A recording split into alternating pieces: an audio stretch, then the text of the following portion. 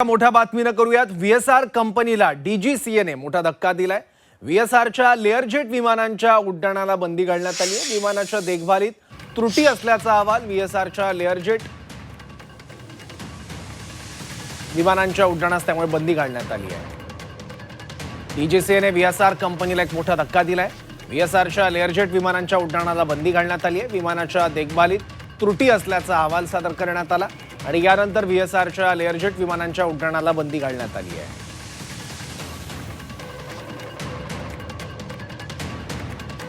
याबद्दल काही वेळापूर्वी आम्ही अमोल मिटकरी यांच्याशी संवाद साधला। त्यांनी याबद्दल काय म्हटलंय पाहूयात।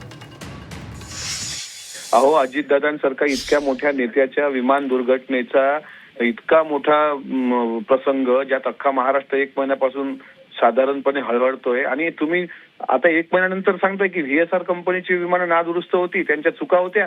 डीजीसीएच्या चुका नाही आहेत। कुठे आहे तो कपूर नावाचा पायलट? कुठे आहे साहिल मदन आणि यश ज्यांना तुम्ही ट्रॅफिकमध्ये अडवून ठेवलं? आता तुम्ही व्हीएसआर व्हेंचरवर बंदी घालताय।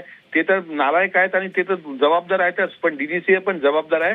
त्याच्यामुळे त्यांनी दिलेला अहवाल म्हणजे उशिरा सुचलेलं शहाणपण आणि व्हीएसआरवर दोष काढणं म्हणजे त्यांनी ते मरण त्यांच्यावर लोटलंय। पण एक गोष्ट मात्र त्यांनी कबूल केलेली आहे की जे नादुरुस्त विमान होतं ते दादांना दिलं गेलं होतं आणि त्यांनी हे पण सांगावं डीजीसीएने की मी जो आरोप केलाय, अमोल मिटकरींनी जो आरोप केलाय की डिसेंबरमध्ये 50-50 कोटी रुपयाचे विमे उतरवले गेले होते या व्हीएसआर कंपनीच्या पायलटचे, त्याबाबत डीजीसीए का पुरावा देत नाही?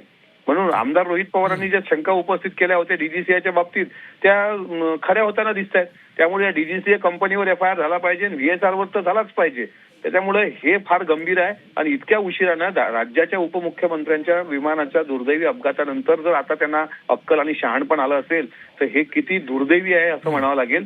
त्याच्यामुळे ही सुद्धा लोक तितकीच दोषी आणि तितकीच बदमाश आहेत।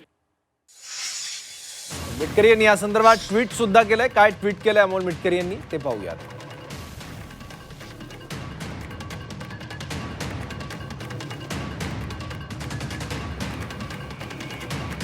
आदरणीय दादा गेल्यानंतर डीजीसीएला यातल्या चुका दिसल्या का?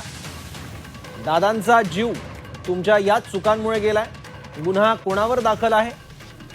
अटक कोणाला केली आहे? फक्त विमानाची उड्डाणं थांबवून दादा परत येणार आहेत का? आमचा लढा इथेच थांबणार नाही।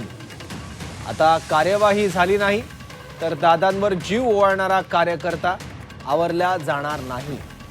लढा इथून सुरू झालाय, सत्यमेव जयते असं ट्विट अमोल मिटकरी यांनी केलंय।